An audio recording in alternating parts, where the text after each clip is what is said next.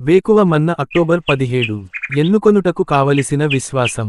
మోషే పెద్దవాడైనప్పుడు విశ్వాసమును బట్టి ఐగుప్తు దినము కంటే క్రీస్తు విషయమైన నింద గొప్ప భాగ్యమని ఎంచుకొని అల్పకాలము భోగము అనుభవించుట కంటే దేవుని ప్రజలతో శ్రమ అనుభవించుట మేలని యోచించి.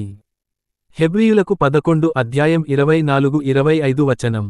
ఒక వ్యక్తి ఏదైనా ఒక దానిని హత్తుకొనుటకు ముందుగా అతడు ఒకదానిని విడిచిపెట్టుట జరిగియుండును. అదేవిధంగా ఒక వ్యక్తి ఏదైనా ఒక దానిని ఎన్నుకొనుటకు ముందుగా అతడు ఏదైనా ఒకటి నిరాకరించుట జరిగి ఉండును. కాబట్టి పురుషుడు తన తండ్రిని తన తల్లిని విడిచి తన భార్యను హత్తుకొనును. ఆదికాండము 2వ అధ్యాయం 24వ వచనం.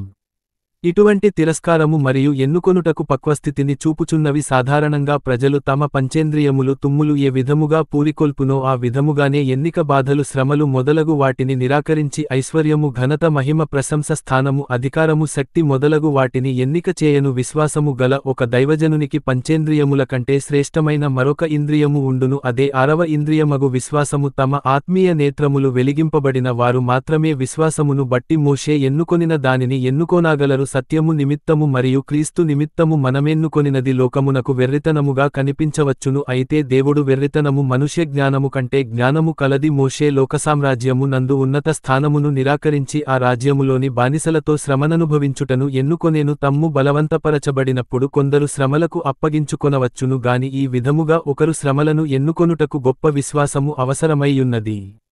దేవుని జనులతో కలిసి జీవించుటలో శ్రమయున్నది విశ్వాసమునున్నది. మోషేకు సరియైన జ్ఞానము నిచ్చెను. శ్రమ పడుచున్న ఆ బానిసలు దేవుని ప్రజలయున్నారని అతడు గ్రహించెను. విశ్వాసమునున్నది నిజమైన పరిశుద్ధులను గుర్తింపగలుగునట్లు చేయును. ఒక ప్రకృతి మనుష్యుడైతే వీరు పరితపకరమైన బానిసలు, దురదృష్టవంతులు, దేవుని విడిచిపెట్టబడిన వారు, నేనెందుకు వారితో శ్రమనొందావలెను అని తలంచియుండును. పాపభోగము అల్పకాలమేగాని క్షమింపబడని పాపమునకు కలుగు శిక్ష నిత్యనిత్యముగా నుండును. విశ్వాసమును బట్టియే మోషే రాజు గారి అంతఃపురములోని భోగములు అల్పకాల పాప భోగములన్నీయు దైవిక సంతోషము నిత్యము నిలుచునాదనియు ఎరిగియుండెను. నీ సన్నిధిని సంపూర్ణ సంతోషము కలదు, నీ కుడిచేతిలో సత్యము సుఖములు కలవు.